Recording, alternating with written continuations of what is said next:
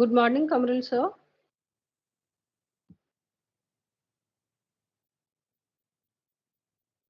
Hello.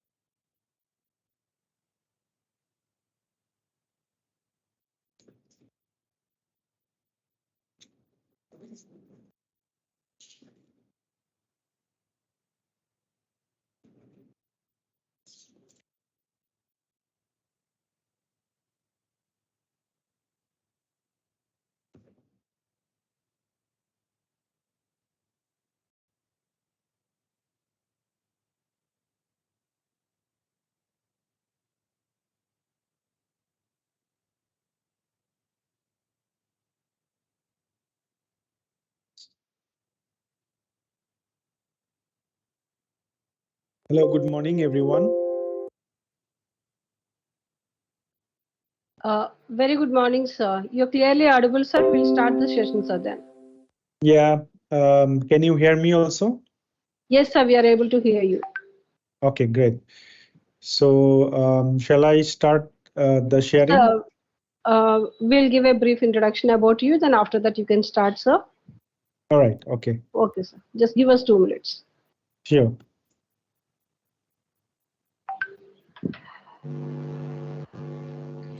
A very warm welcome to Day 2 FDP on blockchain technology and its applications. This workshop gives an understanding and shows a pathway to create blockchain networks. Now, I request Ms. Koti Tejasvi ma'am to introduce our eminent speaker, Dr. Kamrul Hassan from Malaysia. Thank you, Shanti ma'am. Good morning, all. I, Koti Tejasvi from Department of CSC, would like to introduce you all today's research project, Dr. Mohammad Kamrul Hassan sir. Dr. Mohammad Kamrul Hassan sir is currently working as an assistant professor. He is the head of the Network and Communication Technology Research Lab, Center for Cyber Security, University Quebec-Scan, Malaysia, UKM. He completed Doctor of Philosophy degree in Electrical and Communication Engineering from the Faculty of Engineering, International Islamic University, Malaysia in 2016. Sir is specialized with elements pertaining to cutting-edge information-centric networks, vehicular networks, wireless communication and networking, cyber physical systems, smart grid, WAM systems, industrial IoT, and electrical vehicles. He has published more than 150 index papers in ranked journals and conference proceedings. There is a senior member of the Institute of Electrical and Electronics Engineering, member of Institute Engineering and Technology, and a member of Internet Society. Dr. Kamrul is a certified professional technologist, ETech TX in Board of Technology, Malaysia. He served IEEE student branch as president, chapter chair from 2014 to 2016. He has actively participated in many events, workshops, trainings for the IEEE and IEEE humanitarian programs in Malaysia. He is working for IEEE, elsewhere, IET, MDPI, and Frontiers as associate editor and guest editor. With his brief introduction, I once again welcome you, sir.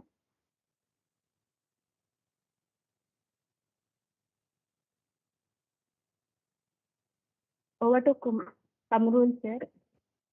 Okay, thank you very much for inviting me for such a wonderful event.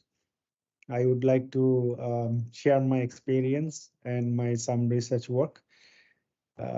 Please allow me to share my slide. Yes, sir. Sure, sir. Can you give a second so that I'll give you access, sir? Yes, thank you.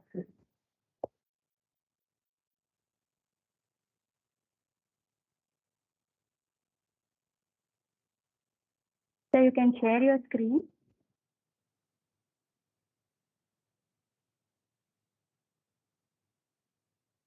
Yes, sir. It's visible, sir. It is visible, right? Yeah, okay. Yes, sir. Yes.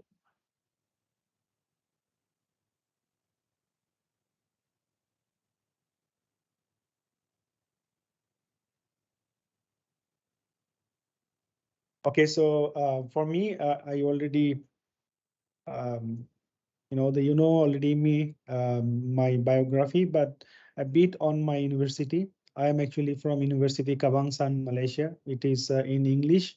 We say that the National University of Malaysia. It is in 2023, 129 ranking university in QS. And in Asia, it is top 30 university, one of the top 30 universities, and it is 5-star ranked university for the subjects. Well, I am working actually in the Cybersecurity Research Center in the Faculty of Information Science and Technology, and I am head of Network and Communication Technology Lab.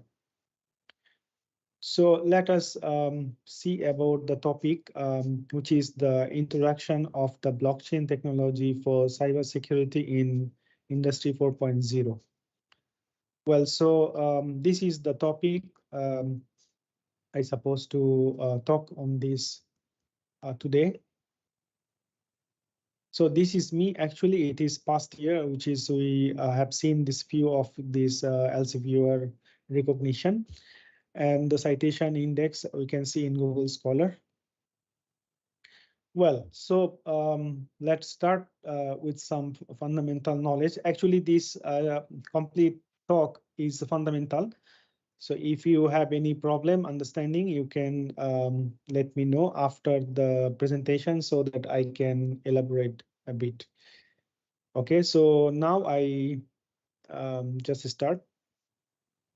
So a blockchain is a distributed ledger technology. We often talk like DLT with a growing list of records. We said there's blocks. So when we actually use this DLT, actually we are using on the block. Okay, so when we actually using this, the DLT in blockchain, it means that we're increasing our records, which is or increasing the blocks. So each of them is considered as a block transaction. So this is how we actually see that the securely linked together via cryptographic hashes. So if we have a little bit understanding on the hash technology or hashing system for the computer security, we know already about that how the hash is actually verifies by identifying their own, the functions. And this actually the main terminologies that actually gives the, the chronologically, the ordered and encrypted, the cryptography that ensures the privacy of the users that is not compromised and data cannot be altered. So each block mainly contains the cryptographic hash of the previous block, a timestamp. This timestamp is important in terms of the, the real-time data recording and the real-time transactions for the transaction data, generally represented as a Merkle T, which data nodes are represented by leaves. So if we consider the, the tree, that we do have the, the leaves, and we have the, the bunch, several bunches, and also we have the main tree. So this is actually comparing like a Merkle tree, and each of the leaves are the nodes. The blockchain are typically managed by a peer-to-peer or P2P network, okay, for use of distributed ledger, where nodes collectively adheres to conscious algorithm protocol to add and validate new transaction blocks. So we can see here like genesis of the block, where we can see the data and current block hash that goes for the previous block hash. Okay, and then we see the previous hash data and the current block hash. So this is the main way that each of the blocks are actually chained together. There are a few processes. We can see the 5 processes, mainly the P2P building the network with the communication. They validate, they verify, and they confirm. At the P2P network side, someone in the peers, they actually initiate the request for the transaction, and the requested transaction then broadcast to the P2P network, which is already connected, consisting of the computers and several infrastructures known as the node. And this network of node validates the transaction using their, the own algorithms that was designed by several terminologies and, the norms that verifies the transaction that involve the cryptocurrency, contacts, records, and other information. Once verified, then transaction is combined with other transactions that create the block for the ledgers. When the confirmation is sent, which means that the transaction is complete. Okay, so this is what that will be permanent and unalterable, and this record actually stored in the as a blockchain. So this transaction is stored in the ledger as a ledger. So these DLT, again, we can see that how it actually says in the traditional system, we actually used to, transact by electronically using the OTP, right? This is something that centrally managed. So if you initiate some sort of payment, then you have to wait for OTP, and then you put the OTP and then other verifications, and then go on. But in blockchain, this DLT, they use the decentralized ledger, so that performs the ledger as and stored on separate and connected device in a network to ensure the data accuracy and security. And also this mention it actually enforces the faster transaction. And also these DLT does not require a central administrator. So this means that nobody is watching them, but there is a proper, the cryptographic channeling system that cannot violate and that cannot be altered. Okay, the full chaining system, and that consequently does not have a single point of failure. That actually the fantasy of this DLT in blockchain. So if you see more deeper inside this DLT, we can see the two types mainly. If you see this in structure wise, and it is in the the permission and accessibility wise, we see the blockchain is the technology that uses frequently the Bitcoin, this electro-optical system, which uses the EOS and the Litecoin. We also use the DAG, which is mainly use the IOTA, Byteball, and Nano. Okay, this DAG actually what? This DAG ensures the directed non-circular graph, which is this DAG, DAG. Okay. These actually mainly what they does, they create the 3 address code which was generated that results of an intermediate generation. Okay, so this is why they need this IOTA that connects the devices through a verification transitional stage. Okay, and then Byteball, they settle the full process by incentive devices and the properties for their settlement. Okay. And for the Nano, actually they by using that terminology, I mean this technology, they secure each of their data by reference of the earlier unit of the transaction that was created by the user. And the cyber vein, it is not mentioned here, but there is one more DAG, is the cyber vein, which is a protocol that actually works as a the chain of command for the storing data, for the processing, for monetized, all these. Okay, so this protocol actually is very important, and others like Redux and Corda. This is all the structured data. And if we see the permission and accessibility, like public permissionless, they use the Bitcoin, Ethereum, and Litecoin. And for the public permission, they use the US Ripple and Sovereign. And for the private permissionless, they use the LTO, Holochain, and Moninet. And the private permissionless, which is the Hyperledger and Cordia. If we see in structure-wise, like as I said, this is the something we say acyclic. Okay, what is acyclic? Acyclic is a non-circular. Okay, so you see this is the linked list, a normal linked list using this blockchain. Okay, so each of the block actually is a transaction.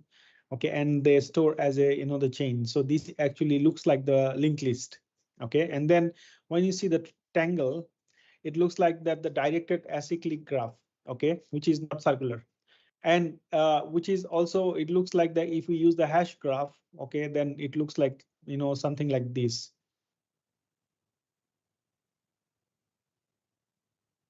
Okay, so a bit idea on the decentralized and distribution. We know that centralized is connected in a the single computer system or device or node that verifies everything and records and authentication. So they actually approves everything and then complete their transactions. But in decentralized, okay, this is something that it is not dependent on the main system or mainframe system. They can make the full process by themselves in a separate or independently. Okay, and distributed, they might have a proper connection with the centralized system or in a mesh network that can maintain their their own verifications, and they can the process their full the transactions either in money or and some sort of transactions. So this is actually is done by peer-to-peer connections which is maintained by the distributed network, where the nodes are independent fully, and but node become dependent on each other node to verify the blocks or transitions. Okay, so this is something that features and 4 pillars of the blockchain. We know that what we need actually, if this is our main button. If this is our main button, then we see that we need to have, the immutability. We have the consciousness. We have to have the transparency, and we have to have the robust system. Okay. To enforce the single, when no single point of failure, all, ensure the success.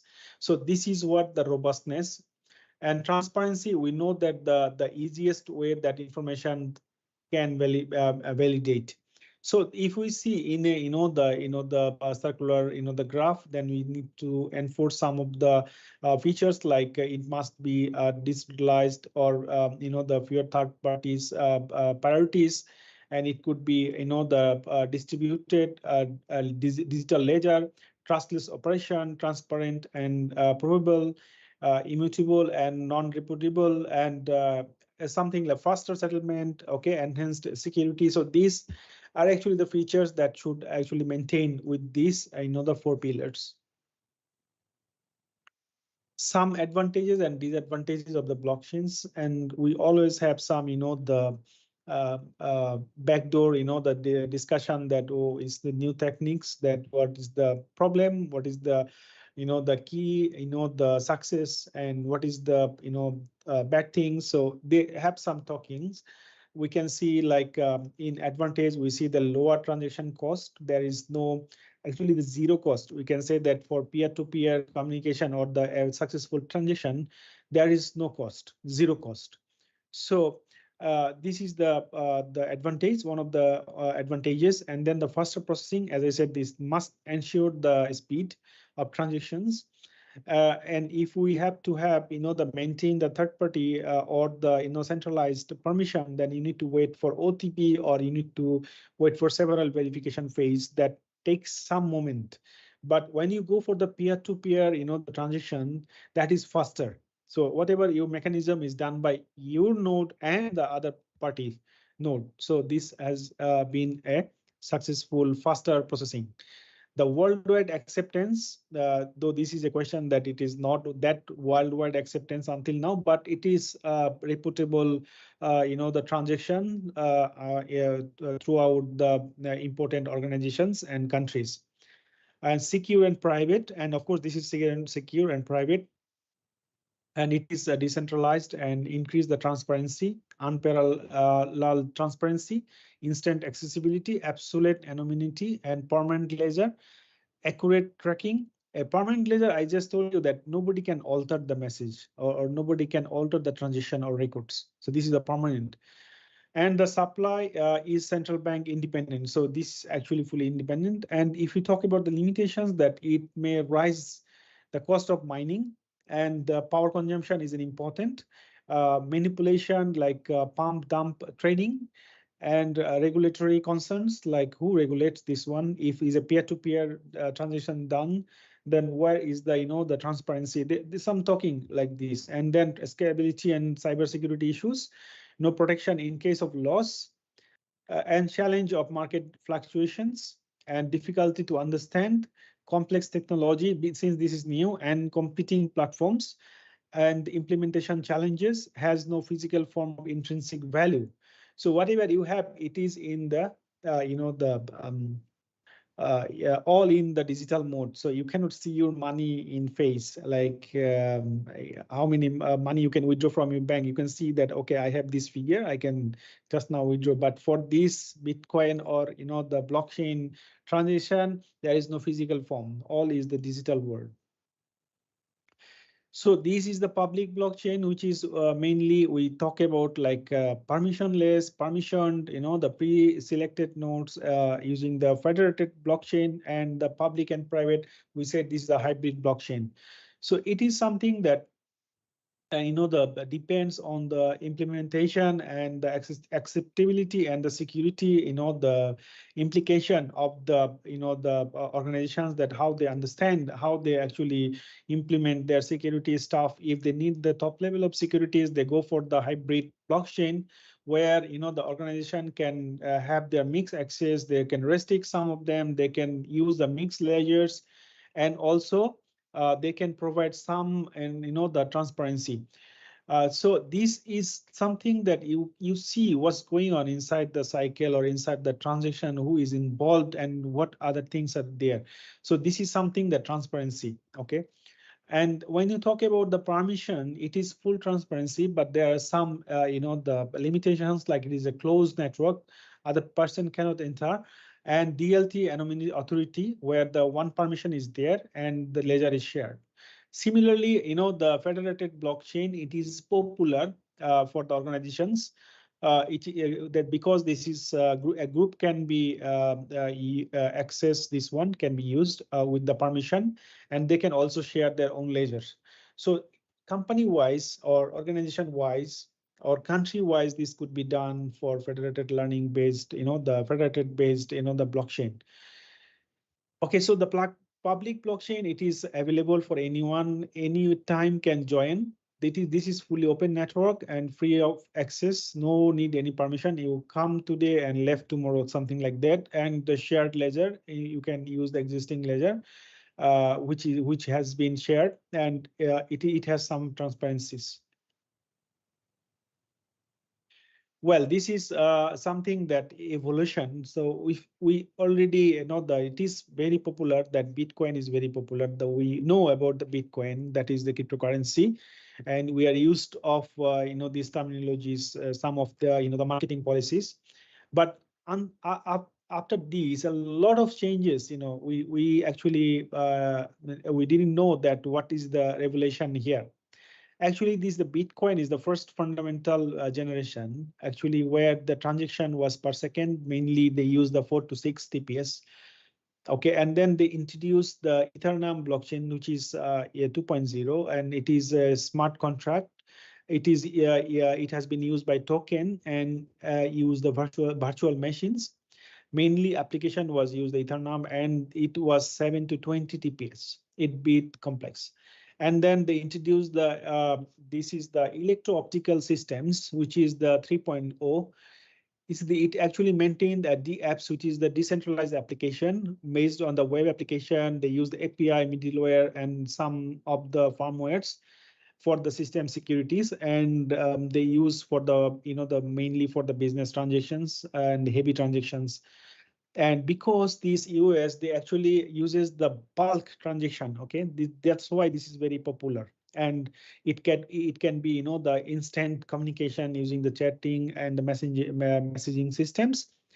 And applications like the first version is the EOS IO. They usually maintain the Hyperledger, and this is the DeFi applications and the DApp browsers. They take 1,000 to 100,000 TPS. So it bit complex, and it takes the luxury is you can have your full transaction in one shot. When we see about the Singularity Net, which is the deep brain chain, this is the upper level of this blockchain. It is the 4.0. Actually, this has been standardized for the industry 4.0. It is the AI-enabled blockchain, mainly maintains the security, and they are actually involved with a lot of IoT and edge devices.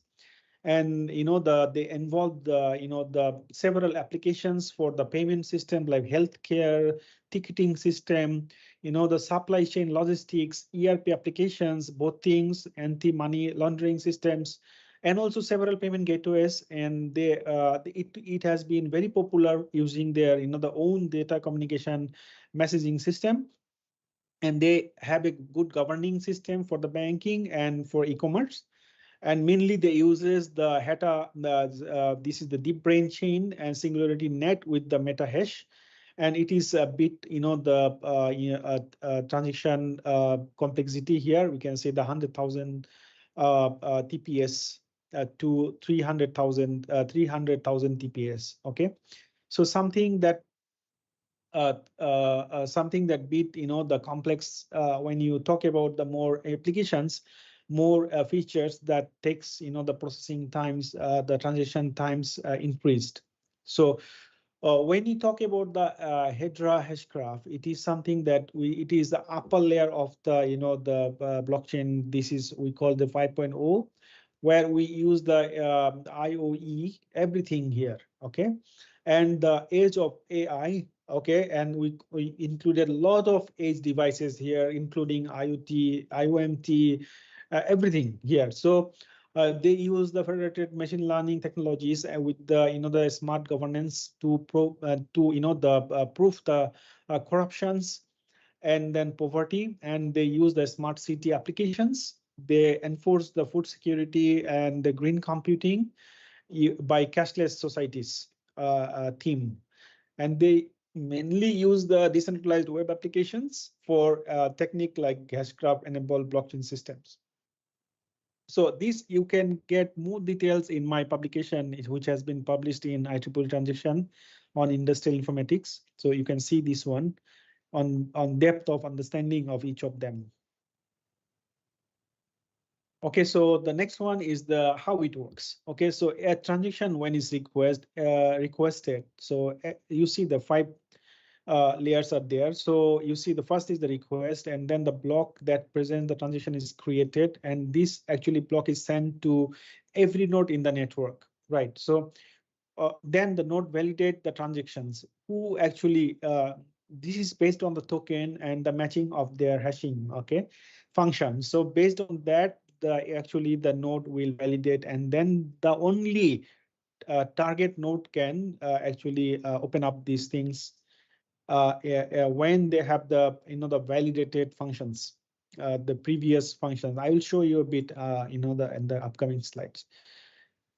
Okay, so when they actually receive the reward of the proof of work, the POO, and then the block is added to the existing blockchain, and it means that the ledger is generated and the transaction is complete.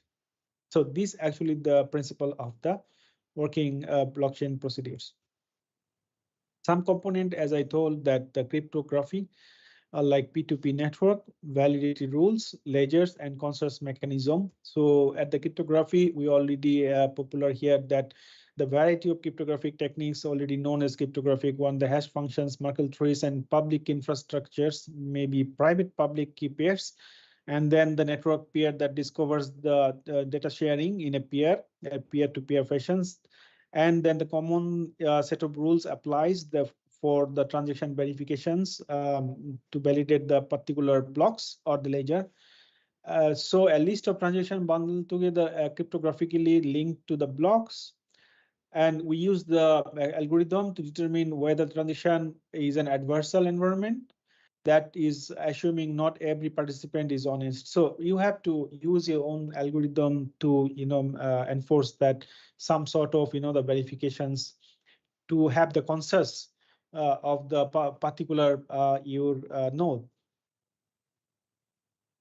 Sequence of some sequence that how it actually generates, like you can see that the Genesis block that uses the data of the hard coded data, and then they uses the hash function, and then in the block one you can see the list of data or transitions, and they also have the previous hash and they have the hash. So based on that, they actually they tie their the blocks. So this is the block 2, block 3, block 4 in infinitive. So this is why the Genesis block is named given to the blocks, first blocks to the blockchain network.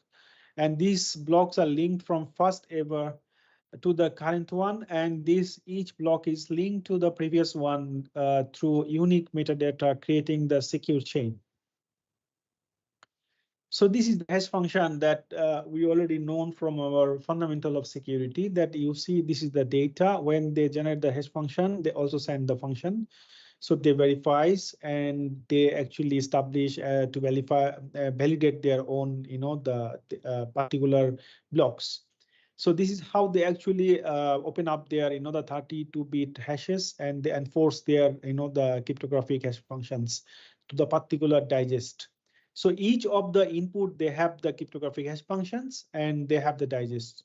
This is how they actually hashing employs.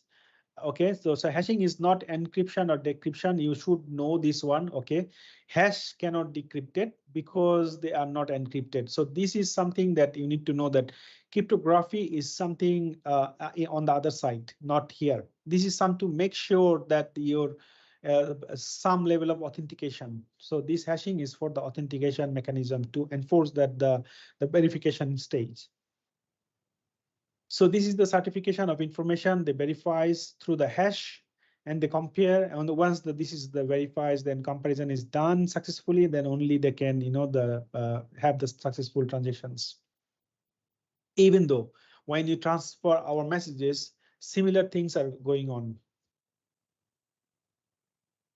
Let's talk about some encryption mechanism in terms of instead of the hashing. So if you say that the two-way function that takes the plain text data and turns into the encrypted cipher text, this decrypt converts the encrypted text into the original form. Then they actually, in the same sort of the way they actually decrypt also. They use some sort of algorithms, maybe AES, maybe DES, maybe RC4, maybe RSA, maybe any sort of, the lightweight encryption algorithm depends on you how you designed, but it needs the common algorithms or your specified algorithms.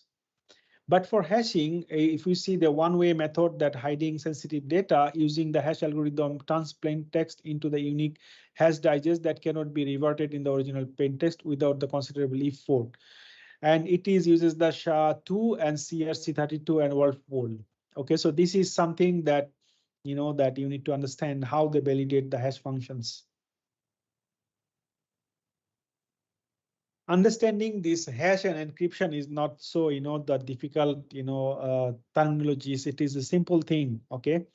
Okay, the encryption is mainly used to protect your privacy and transaction information. On the other hand, hashing is to protect your block only in a blockchain network to enforce some sort of the authentication in the hashing. But for whatever your the protection privacy, it depends on your encryption mechanism. How strong is your encryption algorithm. So if your encryption algorithm is stronger, then the possibility is lower for the discovering the whatever the inside the encrypted cipher. It can low possibility to discover the ciphertext or to get back the original form. So to decrypt the original information, you must know the same algorithm. Otherwise, you cannot you cannot decrypt the messages, even though you have the similar design key. So you should have the same algorithm also. This is the simple blocks, the structure of a block. We see the data that should have a person where is coming to whom, and some amount of transaction, let's say the $1. Okay, so in the hash, you write something that your sample text, like anything you write inside it, and then you put hash and you send. So in the hash of the previous block, what inside, it is also some of the sample text here. So in the Genesis block, they use the previous hash and timestamp and data and hash and knowns. So this is how they actually maintains the structure of a block. In details, you can see that how each of the headers are connected like block to block to block. So each of the, you can see this is the Merkle T, and these are the leaves. Okay, so this is the Merkle root. So each of the roots, they also have this hash, and they also have the, some sort of, the previous block connectivity. And each of the headers are connected with the hash previous block. So this is they maintain the chains, and each of the header, they must have the previous block info, the timestamp, knowns, Merkle root, and the body of the transaction message, either text or some the figures. So basically, when you see the transition, we see this kind of the transitions like previous header hash.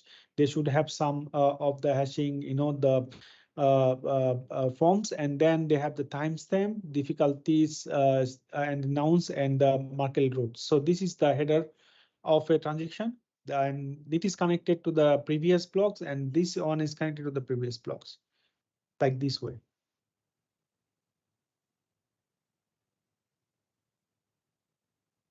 So in depth of the Merkle root, this root contains the single hash that can validate every single transaction hash in the block. The blockchain, the hashes, all transactions in a block are hashed again in what we call the Merkle root.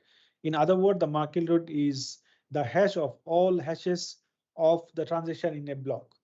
So it enables the network to user to check whether the transaction was included in the block or not. This Merkle root actually guarantees the security and the integrity of network block transport through the peer-to-peer network. So this is the strongest part of the the transactional the chain that maintains the the blocks in a typical way that can check the transactions. Okay. So this is how they actually introduce the Merkle roots. Okay, they use a single hash to enforce the single hash, single transaction hash in the block. So they have also a few layers like application layer and presentation layers. Like if you can see, like if you already have the network fundamentals, you may know the TCP OSI layers. Similarly, this blockchain, they also have this few layers like application and presentation layers, where mainly apps and the applications are installed here. Maybe you can say that you can see as a user, you can see the smart contract, chain code, the apps, and user interface, other interfaces like consensus layer. We can say POW, POS, POT, and PBFT. We in the network layer, it's plain peer-to-peer, the networks connectivity, and it maintains the connectivity actually. And this data link layer, they actually maintain the digital signature, hash, market tree, and transitions. And in the hardware layer, this is the infrastructure based, which is the virtual machine, containers, and services and messaging. So this actually, we can say that the for the blockchain, we can say this is the physical layer. If you consider it to the comparing to the the TCP/IP or the OSI, this is the last layer. Is the first layer. But this is the actually main layer that actually making the connection between the other nodes.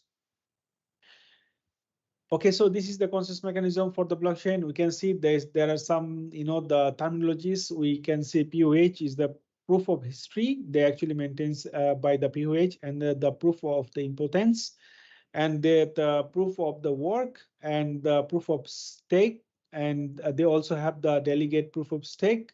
They also have the proof of activity, proof of authority, proof of burn, and the proof of capacity, and the proof of the elapsed time. So this is something that in the context of the blockchain and cryptocurrencies, terminologies in the prevalent consensus mechanism.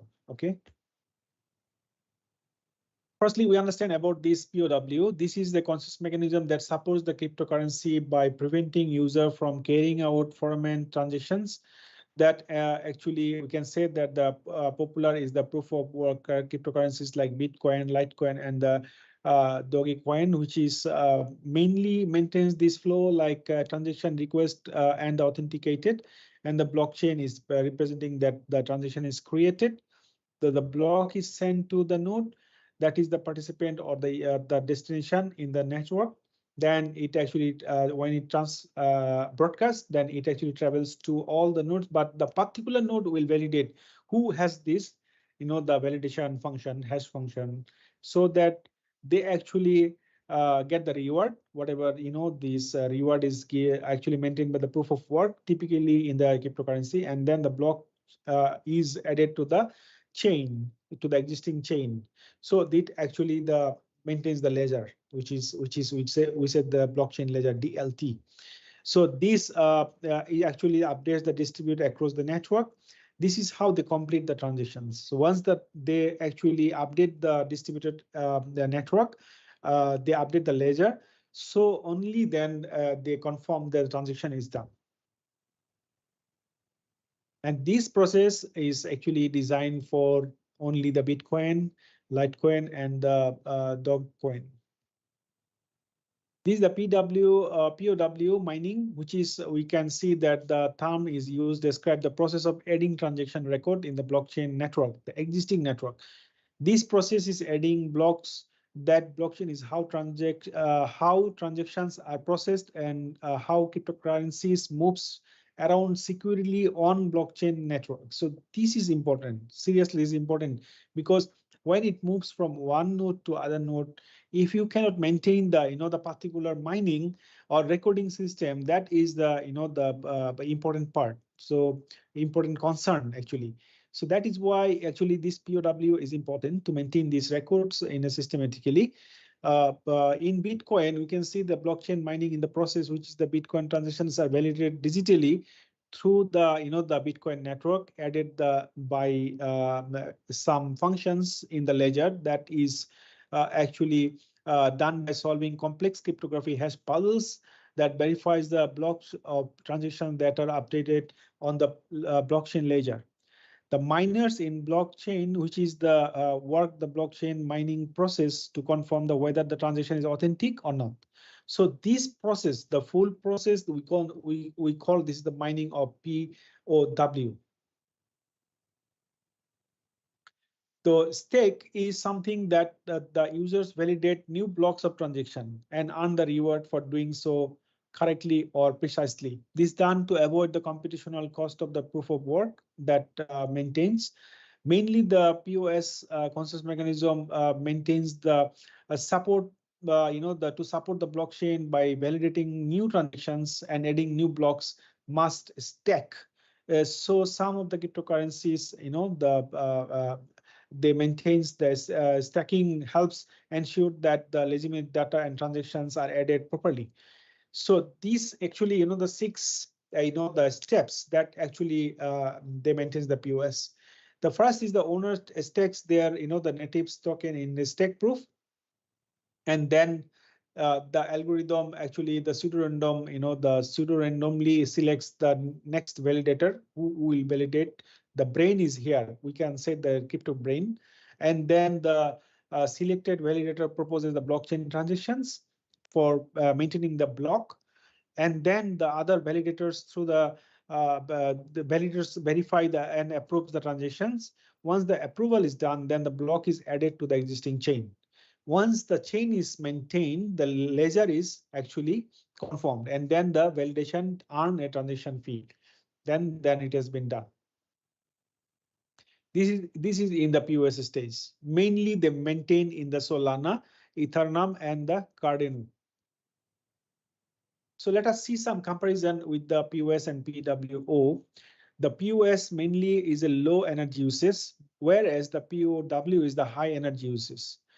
Is because if you see the mining, the validation needs some sort of validation is required in the POW, whereas in POS it doesn't require any validators to purchase the specialized equipment or to solve the complex equations. But here in particularly the PWS, it requires the hardware and some sort of energy.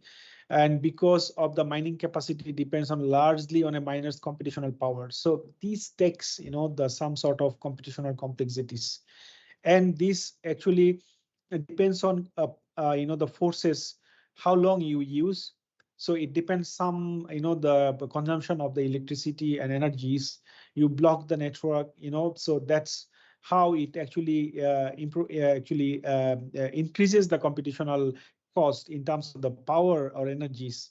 And also when the miners receive the block rewards to solve the cryptographic puzzles, and maybe hackers would need to have a the computer powerful than the 51% of the network to add the malicious block, leading to the 51% of attack.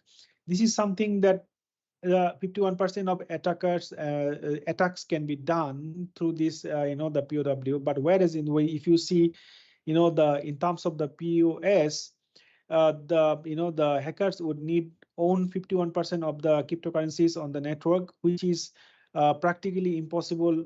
Therefore, making 51% attacks are impossible. So this is something that the reward is here. So this is something that, in terms of the validating, in terms of the, the rewarding system, in terms of the competitions, in terms of the mechanism, which either it is centralized or decentralized, or it is needed any specialized equipments, or how actually effective in terms of the malicious attack, or how it gives the reliability and robustness in terms of the security, privacy. So it actually, based on this, the components, we can actually compare the, the some sort of, the understanding that which one is the better than what.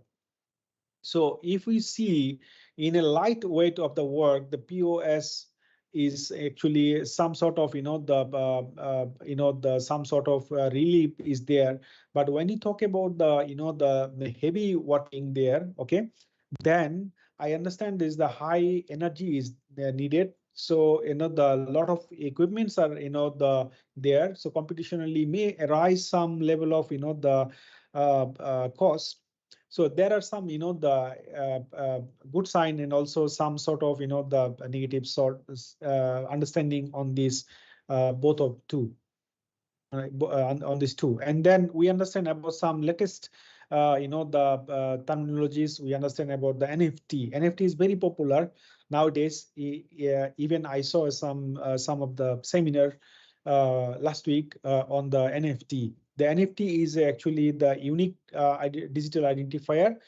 That also some sort of, the uniqueness. They cannot be copied. They cannot be substituted or subdivided. That is recorded in a blockchain. So this actually certifies the more, the purity, authenticity to the ownership. So that is actually NFT. Mainly it is non-fungible token that are actually unique, contains the unique data, can be stored and tracked on a, the particular chain to bought or to buy and sell your properties. So this is something that digitally more stronger than whatever we seen that in the Ethereum or, the in Bitcoin systems. So let us see some terminologies about this blockchain for Internet of Things. This IoT, we always know that some sort of, the end edge devices. It could be, your hand uses devices for particular data, the collection, some a particular based on the applications. Okay, so it is something that you have some precious data, you have to enforce some privacy. Either you go for the transaction on financial transactions or some classified information. So you need some sort of, that security. So to enforce the security, the blockchain could be one of the, the handy mechanism for, the enforcing the security. But we talk about something that in recent time, that what is the easiest way and what is the lightweight mechanism to realize the security and to enforce the security in particular Internet of Things, specifically for healthcare, specifically maybe for the classified the documents in a personal network. So in that case, actually, we have seen several applications, the terminologies. They uses the decentralized computational storage system. They try to enforce their own lightweight algorithms using some sort of, the private mechanisms or the public mechanisms in the for the blockchain adoption in the security module, and they try to enforce the security in the Internet of Things applications. So, for example, like IoT infrastructure, we can still use the blockchain for a smart home, like how it can be done. That similar concept, like you have to create 5 stages. Like you have to you have to have the peer network, you have to establish your communication, you have to validate, you have to, you have to verify full transaction, and you have to keep the ledger and then complete the chain.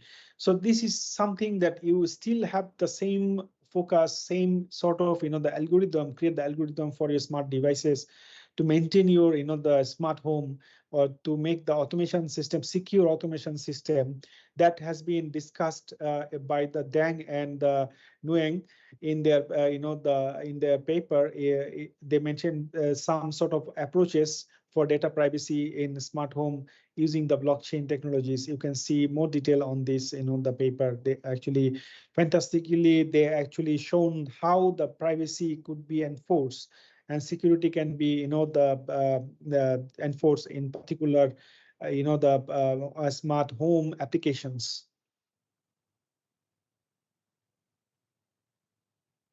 So usually nowadays we all actually most of the applications are cloud based. Reportedly, they are connected through several applications, including application servers, the file server, the web applications, and many actually with computational servers. The intelligence servers. So these actually, they have several engines, they have several data to maintain all the massive, the data and the storages. You should have, the a proper security enforcement like blockchain dual layers. If you can somehow, enforce this, the blockchain for ensuring the smart healthcare system, for smart home, like IoT supply chain systems, okay, to enforce the right processing. I mean the in a shorter, the real-time the communication system with the privacy enabled, the communication. In that case, the blockchain is, the peer-to-peer concept is fantastic. That also has been proven in this paper, which is in practically we have seen in some of the scenarios the authors, they actually try to exclusively cover this mechanism. If you are interested, you can go through for deeper understanding on this, how the supply chain and smart healthcare system can adopt the blockchain mechanism in the cloud infrastructures. Other applications like networking, we also have seen that the cybersecurity computing, cloud computing, other computings, some applications like email, some sort of the internet applications, some sort of the DNS. They can use some the applications like REMI, KSI, Bitmail, Swiftmail, CryptoMail. So these are actually some application from the blockchain. So you can, make your full system, enterprise system, the safe by applying several applications, the systems that could be, the new fashion for your security phenomena. Now we see about the industry 4.0.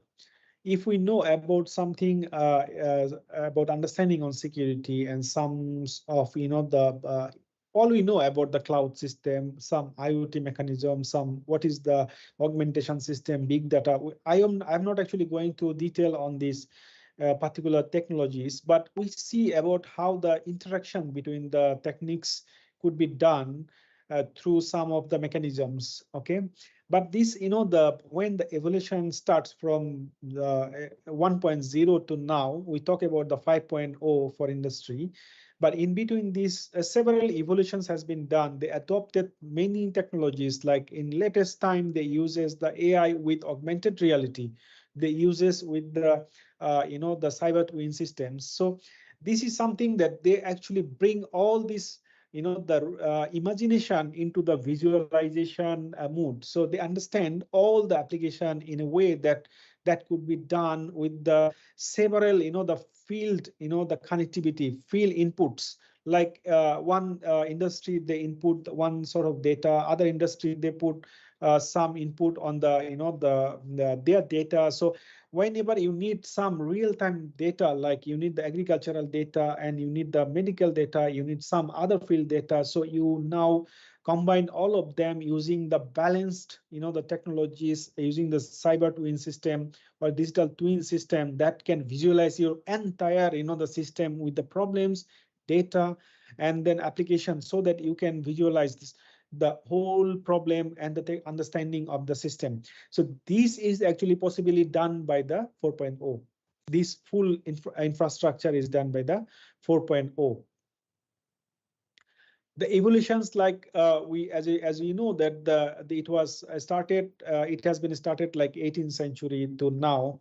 We see that the several, the evolution has been done. We have seen the water, steam engine, electricity, the electronic devices, computers, and we have seen Internet of Things. We introduced the security. We introduced some networking concept. We introduced machine learning. Then we introduce cognitive things, these augmentation things, cyber twin. So all is coming up, Sorry. So these things actually more interesting. I just told you that the 5.0 is there already. We are already working here.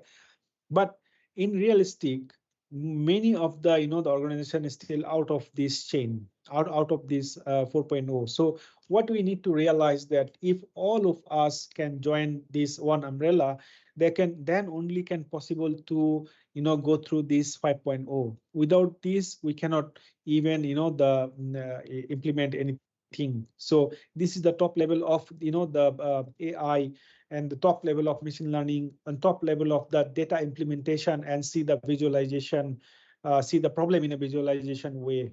So this is something, the revelation from 18th century to now. We can see the problems, we can see the samples, data, we can see the real life occurrence even in the theater mode. We can simulate the problems. So yeah, what is actually the evolution? Evolution is something that when was the man was handling the things, now machine handles the things. Previously man decide, now machine decide. Previously some thief they steals, now hackers they actually steal the valuable assets. But the basic and the understanding is different, the platform is different, and the way of thinking are different. So to enforce our the top level, the technology to enforce our security and privacy in terms of for the sake of our own lifestyle, own the way of the understanding. So we need to adopt some mechanisms. Okay, so we enforced, like previously in 70s, 60s, or 15th century, we used to have some the postman. Now we don't need that. We need a protocol. So previously thief, now hackers, so they use security guard for in every gate. So now no need, you need to put some biometrics, some digital enforcement, some some high tech, the radiation, blah blah, so you can enforce your own. So but still man is needed, the human, the power is needed to stop, finally to stop the human, the culprits. You need the your force also, even in the digital, the mode. So all these, the evolutions and things are described until 5.0 in my paper. You can see more detail. I cannot go because time is limited. It is a total history is actually shown here. All right, so this is actually our concern here is the blockchain and cybersecurity. To actually, this is our 4.0 to whatever we can see, that the augmented reality, materials, future energy, quantum computing, smart automation, etc., electric vehicles, so on and so on. But on top of these, the what we can see that one of the wing are connected, like the cybersecurity is a heart, for all of the applications to protect their assets. And if you see the Internet of Things, to acquire the data from end level to the remote side to visualize the things. And blockchain is something to make the possible transaction, to make the possible sort of the security, and to enforce the higher capacity. They introduce the 6G, they use the nanotechnology, bioinformatics, and so on and so on. So this is something understanding on the technologies, how the technologies can accumulate it to the make the 4.0. So it is something, the visualization, and we can see some sort of attacks, which was visualized in some report. Okay, so this is some highlights, which has been done introducing by the machine learning based energy forecasting. Also uses the AI driven cybersecurity and privacy policies for the automated cyber physical systems.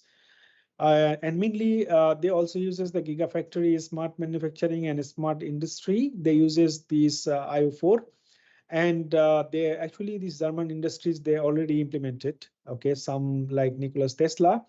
They have their own smart manufacturing system. They also have the smart card for the electric vehicles, smart communications.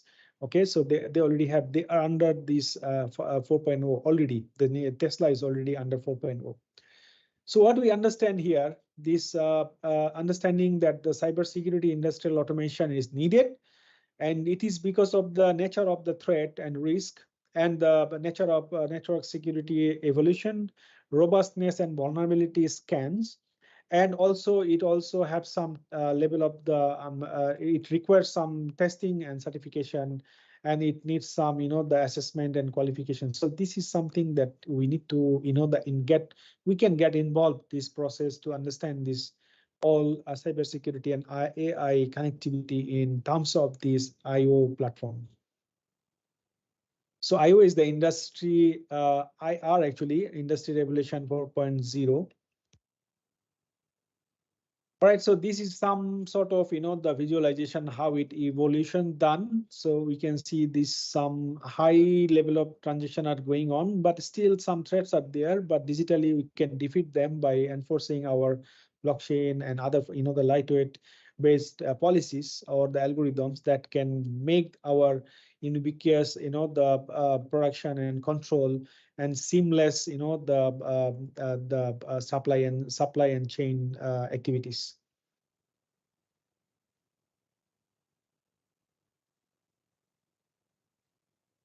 Okay, so this is the in industry 4.0. If you understand how the threats in the factory level could be done. Okay, so mainly when we see that, okay, the controllers are actually connected directly to the end devices, to the sensors. Okay, and then these sensors actually communicate the data through several the network infrastructures, okay, like switches, and then finally it goes to the database. Okay, finally it comes here.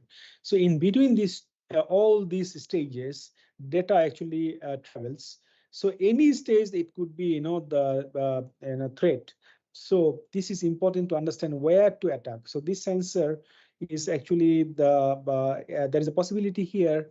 There is a possibility the data traveling time from end node to switch, or this switch to the database. So anywhere it could be leaked, or it could be the vulnerability could anytime enter, or anytime can hack this network or mislead this network by several activities like by FDI, MITM, DOS. So these things could be done. Okay, maybe a reply attack. So this could be done in communication networks, since these SCADA and WAM systems, they fully depends on the highly the controller system which is maintained by the applications, and some protocols are there. So there are some the scope where the attackers can involve. And it is actually a research question or challenges, one of the the challenges for researchers in power or manufacturing industries, that the SCADA and the WAM systems are still in vulnerable stage in terms of these communication threats like FDI, MITM, DOS. They actually frequently done, okay, these type of attacks. Okay, so we can see that few attacks, we can group them like opportunistic attack, industrial optimistic attack, and competitors revenging employers, and persistent threats. Okay, some definitions are here, but at the the understanding this, what actually their motive? Maybe they can they want to access your property, they want to steal something, they want to blackmail you, they want to put you in some danger, like in national war or terrorist activities. They can steal your money, or they can mislead your messages to your party that you don't want it, but ultimately you want it. But this is the threat. This is the target point. So the severity could be higher. I mean, the highly, the damaged stage, or someone can live inside you, like some competitors or some, the opportunistic people. They always live with you in the same network. They steal the thing, copy the things, and pass to others. So this is something that you need to regularly check your vulnerabilities, including files, network systems, and things to understand how the the cyber attacks could be done, what are the vulnerabilities. Okay, and several testing could be done. Okay, like you can go for vulnerability testing, pen test. Okay, in the mobile applications, in the web applications, network stage, so you can understand that where are the vulnerabilities, so the security weakness. So these are some other attacks. Okay, you can see this dragonfly attacks, like black energy and this and neutron, and these things actually the dangerous. Okay, like spear phishing and the other things. Okay.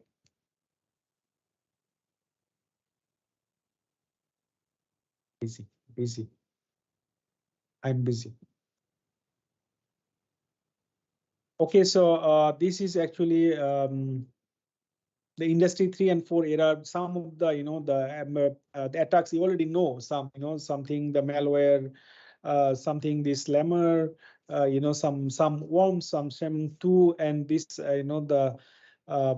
some attacks they were already known in industry 3.0, which has been started from 10 to now. Mainly they attack these SCADA command utilities, and this when they start progress the year, they uses this SQL injection, and until now they use the Stuxnet. This Stuxnet is something that already suffered the Iranian nuclear plant. They actually was disconnected because they actually attacker, they hit on the main controller system. They actually mislead the systems. And this something that this malware APT, which is done by in Korean hydro and nuclear company, mainly impact has been the data theft and espionage. This is actually this has been dangerous because these all actually in the manufacturing stage. Okay, something some other like SolarWinds, they actually targets the Department of Energy. They actually compromise the supply chain system for a while. Okay, this is the Vestas, which is the wind turbine and manufacturers. This company actually suffered the data theft and IT system by DOS. So this is actually the over the time when the time progressed, the attacker they changed their their attacking things. Like a crash override, something that Ukrainian power grid has been suffered for substation shutdown or power outage for a long time. So these could be done by the the controller system. So if you really want to know the industry 4.0, you need to understand the core technology. You need to understand the manufacturing stage, the protocols, the software embedding system, how the software and hardware are communicates, what are the weak points. So you need to test frequently the vulnerability testing or pen test. Okay, and particularly interface level, application level, so you can identify where is the problem. Okay, so some attacks are here, like replay attacks, like MAC flooding, brute force. Okay, replay attack, eavesdropping. Okay, some tools like you can analyze the packets using Wireshark, Nikito, Nmap, Acquintex. Metasploit is very popular, but it need to pay. Acquintex also need to pay. These are very powerful for this analyzing the pen testing. And the Kali Linux is free. You can do it anytime. Password auditing and packet sniffer, mainly the chain enable. This is free. And some other challenges related to the industry 4.0, mainly to how to prepare, how to prevent, how to detect, response, and learning. These are some of the the definition. I can say this is, I can just ignore this one. This is definitely. Okay, so this is, we need to understand about the information technology and operational technology. This is something we have some gap understanding until now. Okay, it seems that both are same, but and the application and the concept are different. If you can see here, the operational technology mainly works with the controller, which is the sensor, devices, and machines, with the help of the IoT platforms. They uses the common management platform or the APIs for to creating the ecosystems in the partners companies. But where the API is maintained, that is actually job for the IT. So these two are far different. But it seems that okay, sensor is there, device is there, so IT people will go and what? No, these functions are different. These fields are different. Okay, so the projections are different. The volume of data, nature of data are different. So we need to understand about this connection between the IT and OT. So even though the industrial IoT is disciplined without adequate mechanism for agile and secure integration with the other systems, IoT projects can include many devices, a massive volume of data, which increases concern of regarding the management and security access to these data. So this is actually something, the basic, the common fractions or the differences between these two, OT and IoT. I hope from now you understand, because these are the common terminologies and technologies to understand deeper on the 4.0. Next time you go for the 5.0. This you need to understand which department actually responsible for what. You have the thread, you already attacked. Who will go for what? So if you have the OT, the OT team will go there. They know their job. They know their, the expertise. Let's say you are OT engineer. You know sensors. You know devices. You know the controllers. You know the machines better than the IT people. So this is something that the classification you need to know if we really need to know the in IR 4.0 or 5.0. The ecosystem, as I said now, that thousands of sensor, or you can say a fusion of sensor are there connected to the cloud systems. There are several, the supply chain could be adopted or included or interconnected through several, factories, robotic systems, nanotechnologies. The cybersecurity could be in, one of the primary role to stop the threatening and misleading the things. The big data is there since all the the industries are connected in one umbrella. So the big data is a big the concern for sensing the complexity, creativity, collaborative manufacturing, understanding the data and samples and etc. You can analyze the market, you can analyze the behavior, you can predict the demand, you can process the the forecast, you can the employ your own the strength, you can predict your the uses, and you can keep your supply demand curve in equilibrium point. This is the equilibrium system for green resources for the autonomous vehicles. We can use like mass customization, and also you can customize our the logistics system for 4.0. We can use the augmented reality for simulating the real time the environment, employing thousands of sensors, maybe maybe SCADA systems. Okay. And also on top of it, we can employ this digital ledger system to capture the digital product memories, transparent, the events and, the data for increasing the trust of, the parties. So this is how we can, maintain this ecosystem until the data storage. These are some of the concept of 4.0. This is the remote control system, analytics and monitoring. Some other, the more definite in the 5G and Industry 4.0, how it actually connected. Okay.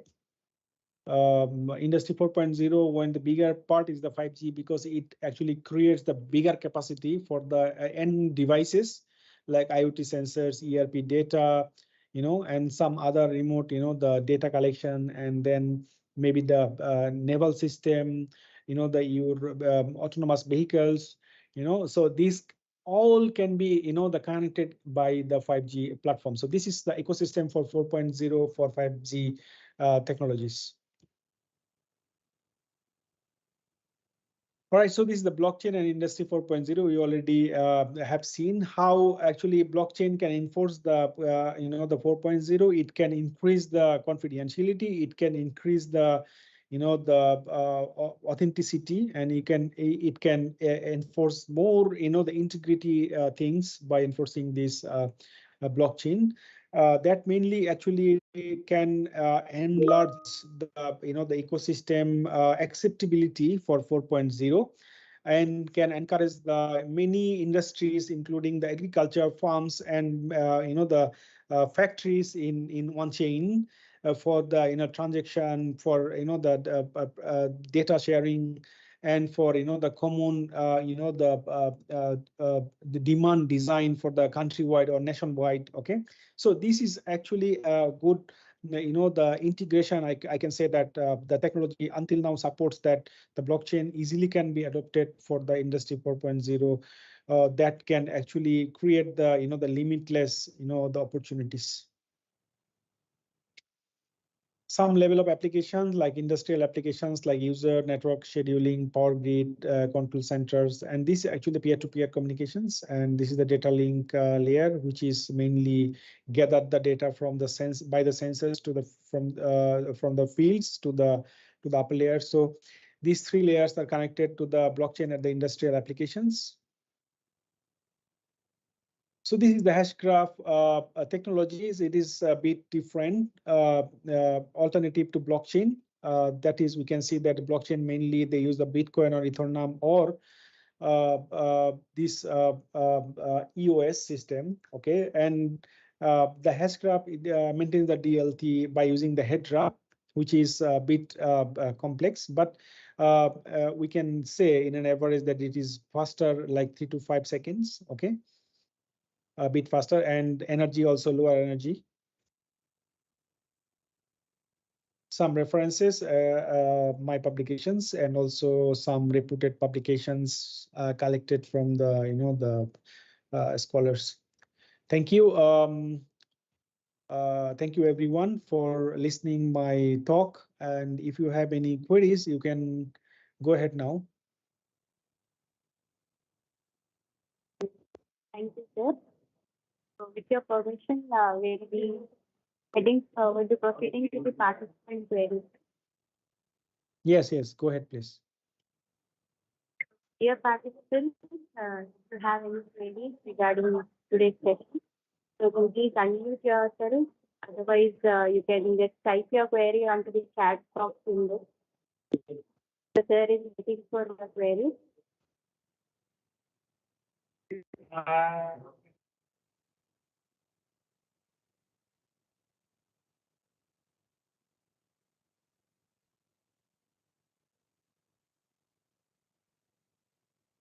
Any question?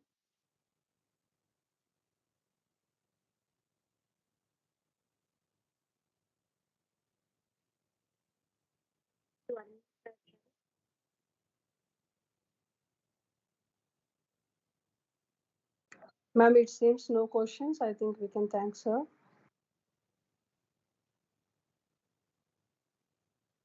No question? Yes. Okay.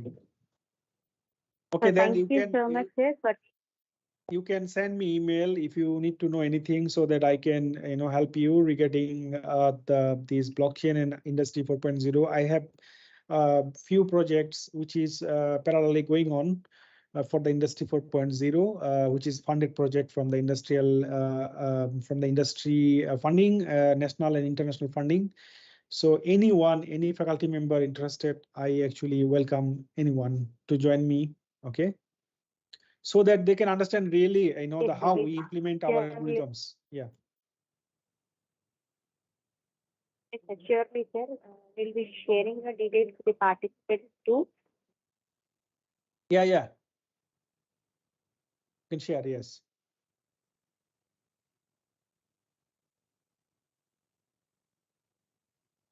Thank you, sir. Thank you so much for taking the time to speak at our event. Your insights and perspectives were truly valuable, and we are all thoroughly engaged by your presentation, sir. It was a pleasure to have you with us. and we hope you enjoyed the experience as much we did, sir. Your passion for blockchain was really came through in your words, sir, and we are grateful for your knowledge and inspiration you have shared with us. So once again, thank you for your time and expertise with us. Hope we have the opportunity to work with you in future, sir. Thank you so much, sir. You are welcome, and anyone welcome by you. They can contact me anytime. Okay. Here is my details. So you can find me in the first slide. I will share this one later on. This is my, the email address.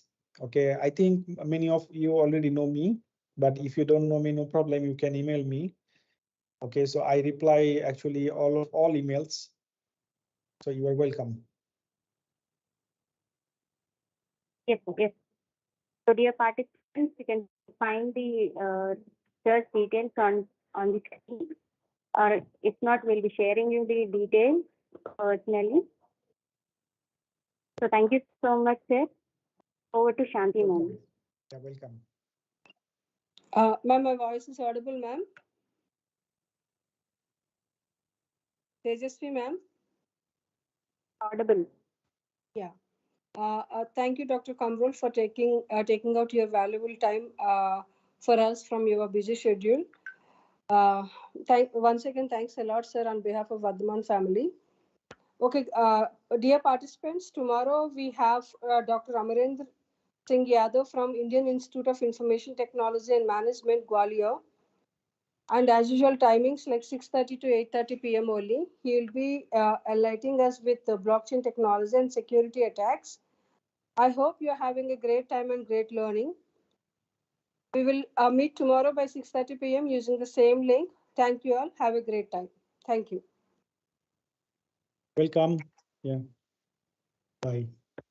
Bye, sir. Thank you.